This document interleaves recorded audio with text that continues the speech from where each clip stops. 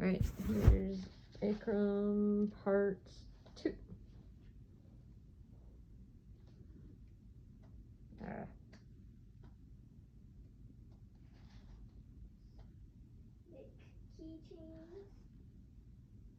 Alright, so we're on Akram part 2. What, babe? Akram part 2 of How Does It Feel? So it's actually page 124. Mom. What? What did you say right after? What did Make you say? keychains? Braiding keychains? Braiding keychains, that's what I put. Make keychains. How about learn how to wash the horses? That's always fun. And how to clean their hooves. That does not sound fun. I did that at your age. Come here. Come here. I gotta go. Wait, I need to tell him something. Ado. Hi, Ado. Save me from my mother. She's She torturing sucks. me. I do not suck. Yeah, you do. You haven't done your homework. Yeah, but I can All right, turn get it out of in here. on Friday. All right. Let's see. Save me, Ado. I'm gonna spank you. Get out of the way. All right. So they hung a framed sign. Oh yeah. So they did ginseng potions and selling single bottles of Guinness. Guinness is this Irish kind of whiskey beer, but thicker thing. I used to have this college professor that he thought Guinness was like the best thing ever. It was pretty funny. All right, they hung a framed paper sign that has since yellowed and crinkled with age on the wall. Oh, Tawakaltu Allah. Oh, Allah, it says in calligraphic Arabic, which translates into I place my trust in God. Much later, when he was old enough to work in the store, Akram taped a handwritten sign above the register. It has almost the same message, but this time in a more American idiom. In Allah we trust. Everyone else must pay. No credit. The customers laughed. From the moment they had started coming to the store, they had been calling Abdel Salam Mike, and the name has struck the man ever since. It's pretty funny. Eventually, both men married women from the West Bank. So when they say the West Bank, that means the Palestinians over in Israel, but Palestine, which is in constant battle with Israel. Okay? And each had 3 daughters and 2 sons, so they brought them all over from the West Bank. All American born. Unfortunately, Akram now says with a sly shrug, the sons were important because when they were old enough, they could help in the store. Daughters, on the other hand, were to stay at home and help their mothers. What a crock.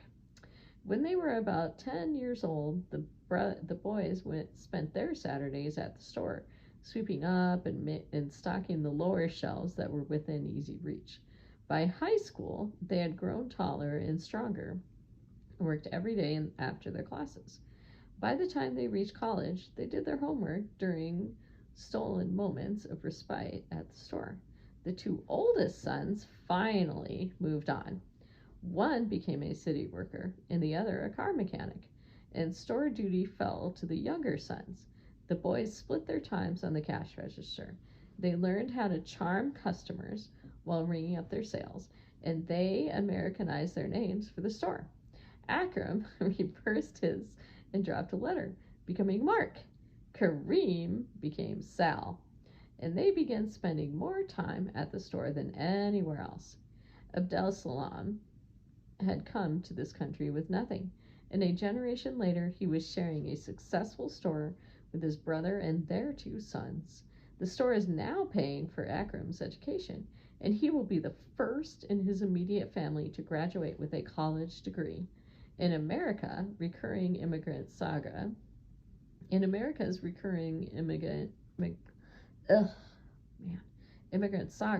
Abdul Salam's success with Mike's Food Center is not just an accomplishment of American proportions. It's textbook American dream, but it's no longer enough for Akram, nor does his life in the United States satisfy him any longer. He's looking for a way out. When he first told me of his plans to move abroad, I asked him why he didn't want to stay here anymore. And in an answer, he deliberately paraphrased a line from a County Cullen poem. "What's America to me?" he said, raising an eyebrow. Akram and I talk regularly about these things, but I wanted to discover more pointedly where his feelings came from. So I asked him to meet me one night in February. I suggested a Dunkin' Donuts on 4th Avenue in Sunset Park, which is open all night and usually quiet. "Oh, the Egyptian one," he said. "How about 9:30? This Dunkin' Donuts is in the middle of a primarily Hispanic neighborhood, is owned and run by Egyptians from Alexandria." The woman behind the counter in the candy-colored polyester uniform was wearing her company baseball cap over a pure white hijab. The place was empty except for 2 young Latina women in tight jeans with pierced belly buttons, oh my goodness, and glittered fingernails. That's Kate's dream. They sat with small coffees and laughed into their cell phones for hours. I ordered a large coffee and waited for Akram while a group of young Hispanic men walked in noisily. Akram followed shortly afterward and salaamed one of them before sitting down.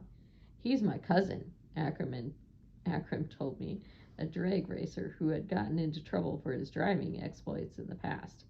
"I thought he was Hispanic," I said, and we laughed, since Akram is always kidding around with me about how I look South Asian and he looks Jewish. Akram had told me in the past about his salad days during high school and how they'd been disrupted, especially by, why does he call them salad days? Especially by the terrorist attacks of September 11th. He attended Brooklyn's Edward R. Murrow High School, a massive four-floor block of brutalist architecture, sitting atop an old New York City sanitation site in Brooklyn's Midwood neighborhood, a place where the restaurants serve kosher meals and Jewish and Muslim women, sometimes indistinguishable from one another, rub shoulders daily in the vegetable markets.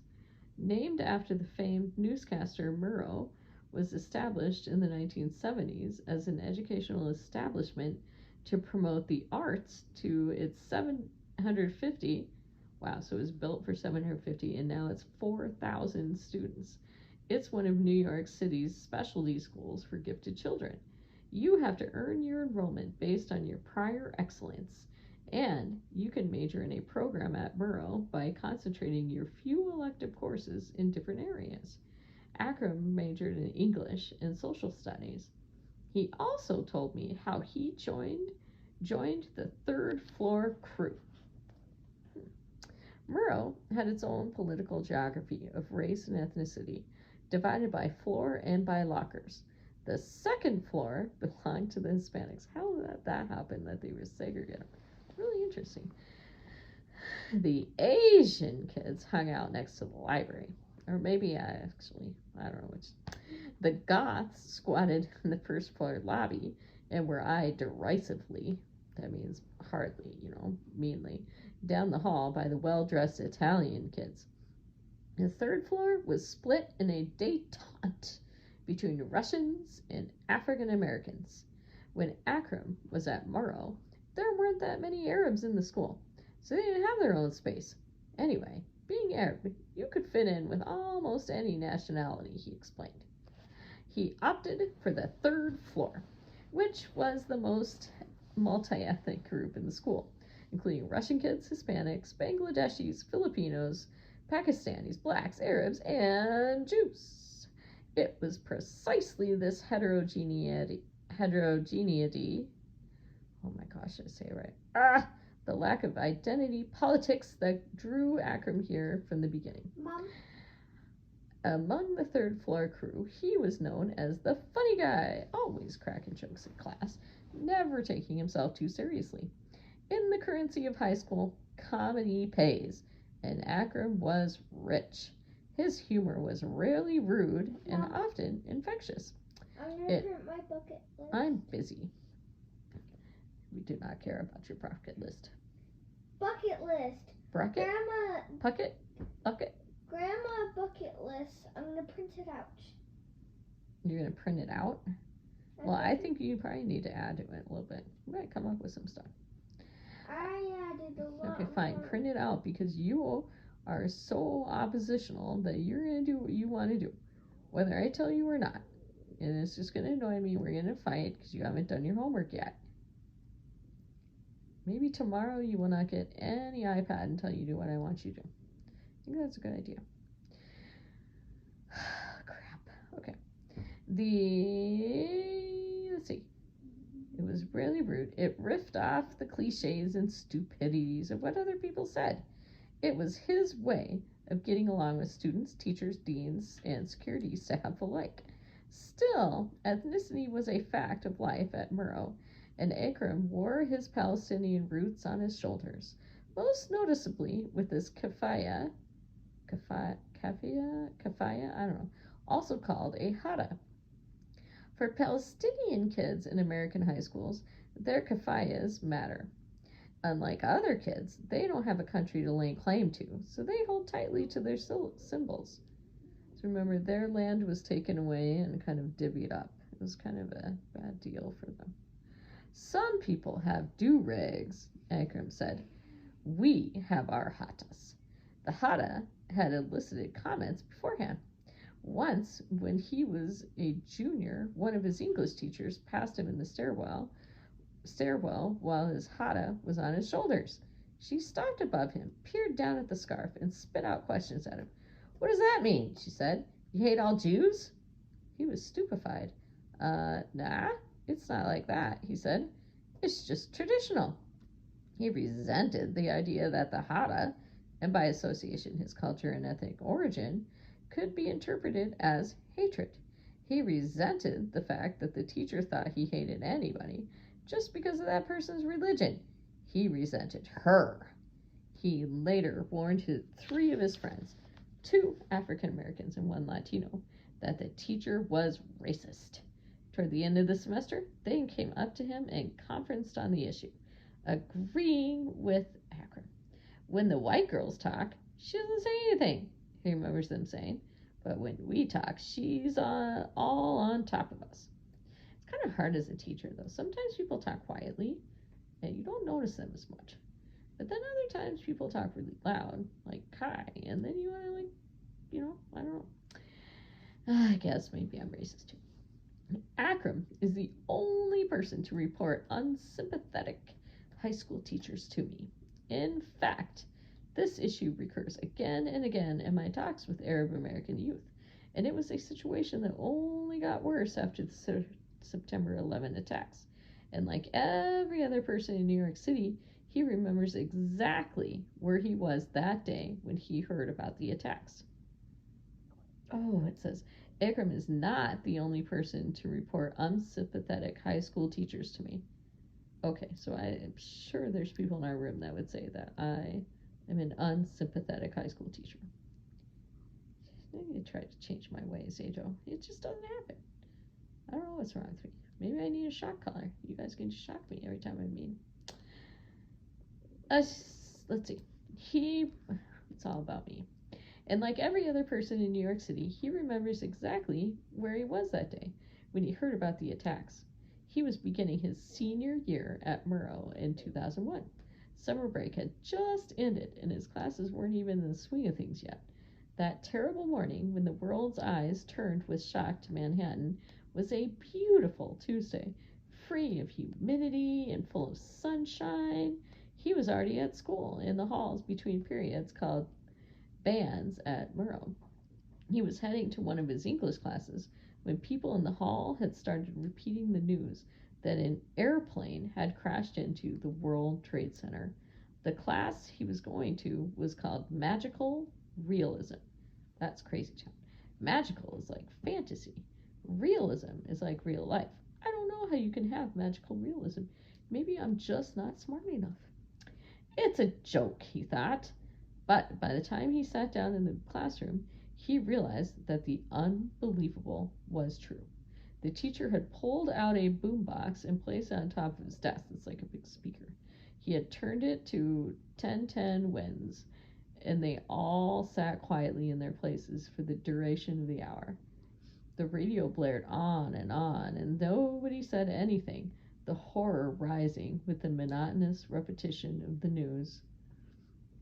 Finally, the band ended, and in the weird silence that had overtaken the school, Akram walked down the hall, dazed, like the rest of his peers, to his next class. It was also an English class called Person to Person. These guys have the weirdest names. What would that be studying? The students here were mostly sophomores and juniors, with only a few seniors like Akram in attendance. Since it was a new school year, he didn't know the other kids in the class, nor had he had a class with Mrs. Docks, the middle-aged teacher. But Mrs. Docks was in distress. She couldn't teach and pretend that everything was normal. Instead, she wanted the students to talk out their reactions. "I want to hear your feelings about it," she said. "I don't know. This was mid-morning. I'm guessing that the second plane hadn't gone into it yet. Could be wrong." But what Akram heard began to scare and repel him. "We should go over there and bomb them," one boy said. Another suggested the same thing with the variation of "kill them" instead of "bomb them." Where there was never really clear, but this continued for a while, and Akram was stunned into silence. "I'm just sitting in my chair, he said. "I'm the funny guy. I'm always happy." But just hearing what they said, I thought, wow, man, the people over there, Afghanistan, the Middle East, they had nothing to do with it. The Akram had already traveled several times over there. He had gone to the Palestinian territories 6 or 7 times. Wow. Always as a kid with his mother. And he would stay for stretches that would last from weeks to the length of the long, hot Mediterranean summer. He started thinking about what the other students were saying, and then about the kids in Palestine whom he'd met. They are kids, just like us. They might dress differently from us, but they still like to watch the same cartoons we do, he said. The comments continued in this vein until, in the middle of the discussion in his person-to-person class, Akram could hold it back no longer. He started to cry. "I'm a sensitive guy," he said in all seriousness. "I don't mind telling you." The class stopped talking. Miss Stocks saw his tears, and nobody moved. She said nothing, just silently walked up to him and hugged him in front of the class. "Everyone's looking at me like, why is he crying?" And I told them these people had nothing to do with it. "Why are you saying these things?" It was a new school year and a new class full of new people. They didn't know I was Arab. They did not know. The next band was the Council for Unity.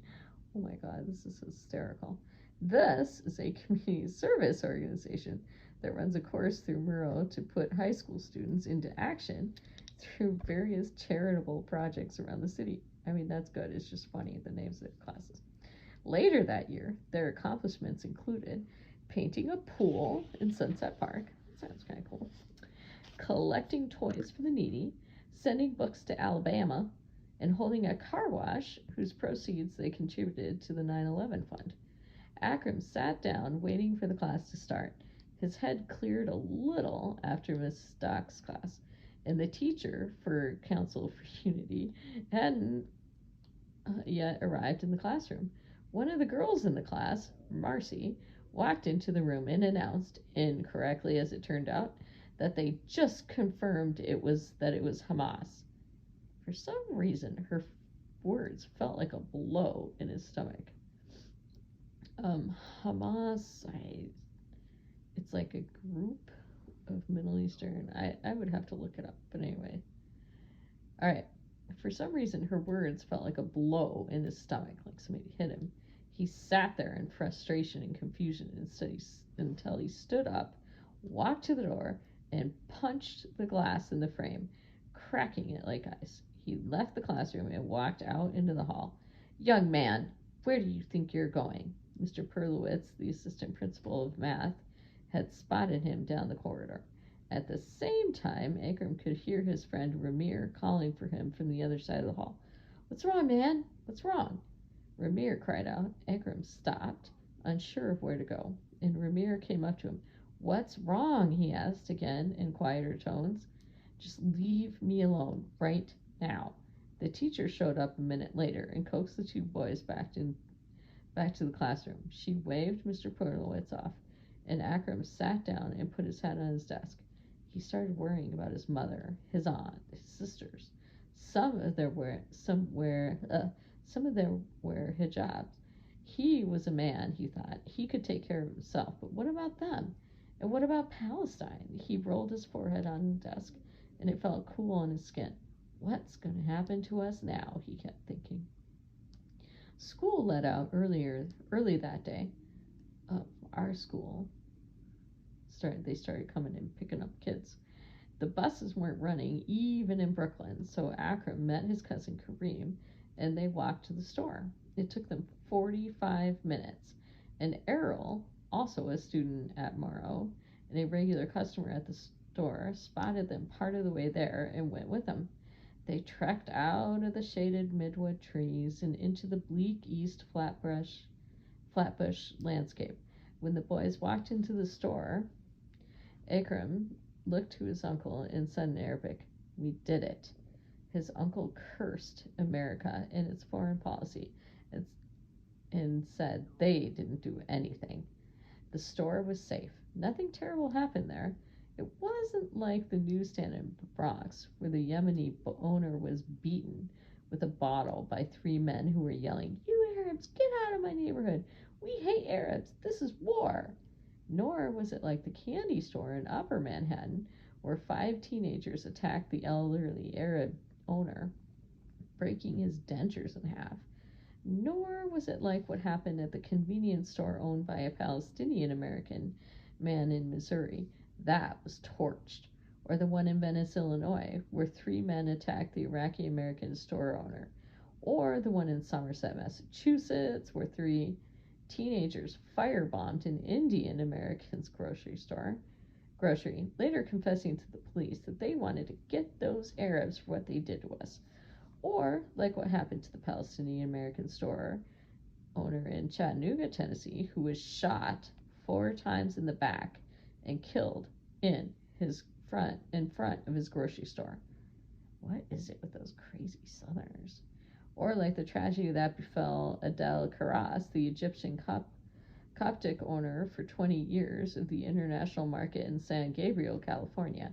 On that same day, September 15th, 2 young men burst through the doors of his store and shot him dead.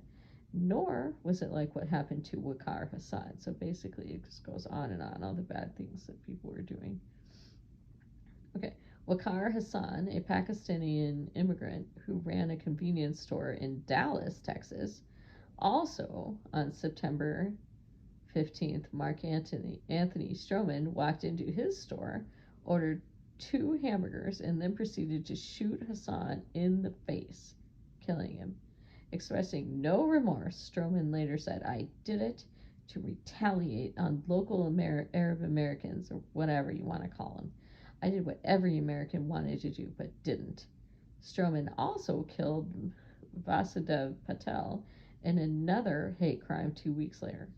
Isn't that crazy? So he shot one guy and he still, I don't know. He was then arrested, convicted of murder, and sentenced to death. Nor was it like what happened on September 29th to the 51-year-old Yemeni immigrant Abdo Ali Ahmed. He was shot 3 times in the torso and died in his store in Reedley, California. Crazy. At Mike's Food Center, customers came in to ask if everything was fine. They offered help. Akram's father later told me that he believes that was because he's been in the neighborhood for so long that most of the customers know him, that he has watched their children grow up from buying candy at the register to visiting their families when they return from college. In reality, luck probably also played a role, since Adel Karas was also said to be a beloved store owner, and he became a victim of this random vigilante violence, but it certainly is true. Let's see. But it certainly is true that Mike's Food Center is deeply and warmly embedded in the neighborhood. During the week of September 11th, several people popped their heads in the door. "If you need anything, Mike," they would say, without making a purchase, "just say the word." In fact, everyone pulled together beautifully, and it meant a lot to the men in the store. Everyone but Walter, a regular customer. Walter is a portly, middle-aged African-American man who holds a master's degree in urban planning and used to work for the city until he took early retirement. Then he began hanging around the area at all times, becoming the neighborhood's unofficial mayor, a title conferred upon him by the rest of the community. Right after 9/11, Walter got into an argument with Akram's father about how the Arabs celebrated the attacks. It escalated into a screaming match, and Akram's father kicked him out. After that, Walter would walk right by the store and have lunch at the restaurant on the corner. Every day on his way to the restaurant, he would stop everyone whom he passed. "Don't shop at Mike's," he would say. "They support bin Laden. They support Hamas. Don't give them your money." He would stand next to the store, bad mouthing the family for their Palestinian roots. Few took him seriously, but his one man campaign continued for over a year until one day he simply lost his conviction. Around the same time, Walter started shopping at the store again. Oh my god, what a dick. I don't know, I might not let him in. Choosing to hang around and argue with Akram and Kareem about politics and the failures of the Arab world while they rang up other customers. One June 6th, he walked in while I was there and asked the boys if they knew what day it was. Akram and Kareem glanced at each other. They both wore a "what's this now" kind of look. "It was the anniversary of the 3-Day War," Walter said triumphantly. He meant the 6-Day War. I have no idea what he's talking about. Miss Fife's not. She's leading us straight. We gotta talk to her about this. All right. While standing off to the side of the register, he carried on about how the Israelis had rousted all of the timorous Arab armies. He said, "The Arabs can't fight. You know that, right?" The boys looked at each other, waiting for Walter to finish, but he never seemed to stop. "Do you want us to get you a chair?" Akram asked after a while. "Nah, I gotta get going," Walter said, oblivious to the jab disguised in polite speech. But Walter's actions were an obvious manifestation of something more subtle that was going on at Mike's Food Center and in some parts of the culture at large after September 11th. "The West Indians are with us," Kareem told me one day while packing soda bottles onto a shelf. "The American blacks are another story." Watershed moments like September 11th tend to throw America's bedrock of racial stratification into flux. And despite the fact that African Americans continue nationally to be exceedingly critical of the Bush administration, a Harris poll conducted in June 2007 found that 88% disapproved of Bush's handling of the war on terror. Walter and a few others at the store project themselves as real Americans protecting the nation against a pernicious, un-American threat. West Indians and Palestinians, on the other hand, share similar kinds of post-colonial sensibilities, enduring affiliations to distant homelands, lived experiences connected to American foreign policy, and contemporary immigrant aspirations to thrive, and places like Brooklyn all complicate their attachments to the U.S.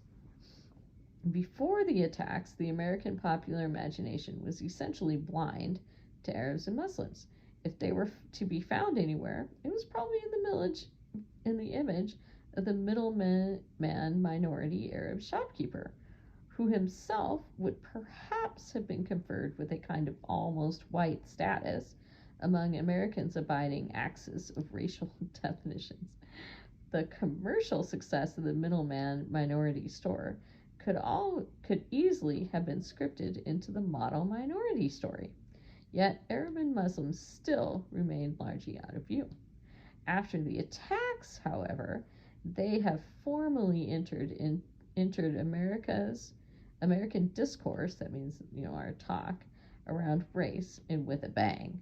But the primary question remains, to which racial category do they belong exactly? Are they white, brown, or black? All of these, actually. Or are they their own category? With race being rescripted everywhere after the attacks, and with Walter asserting his Americanness against the Palestinian store owner, where does that leave people like Akram and Kareem?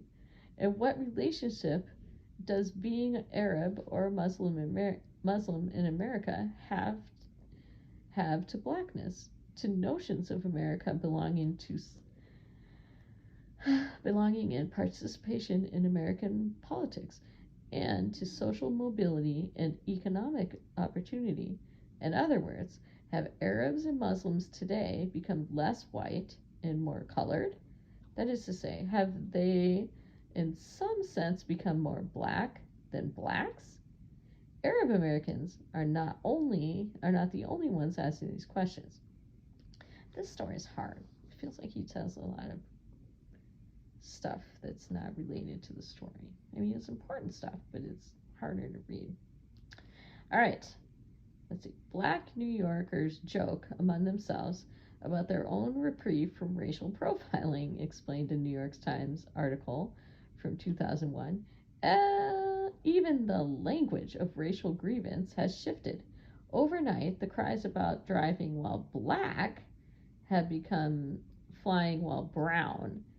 Oh, that's not cool. A phrase referring to reports of Muslim Americans being asked to get off planes.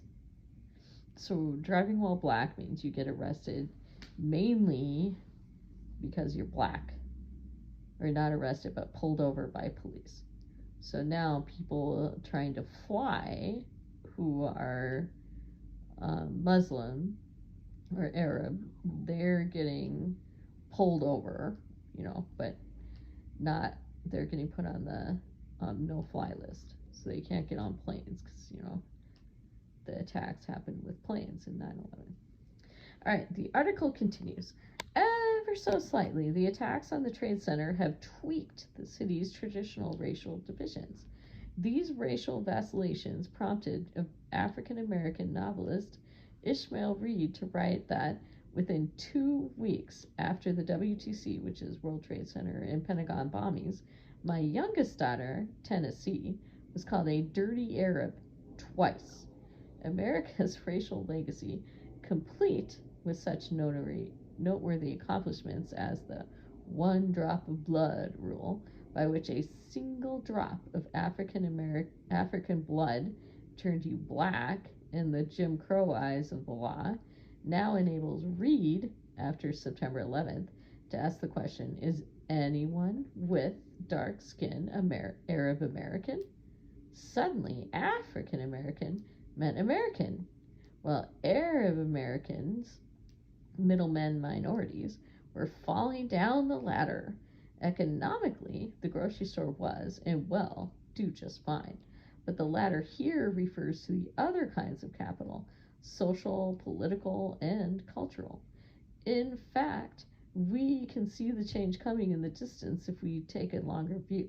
Examine through the myths that the movies tell us, images of African Americans as American heroes have been widespread for several years, especially against an Arab threat or in contradistinction to Middle Easterners.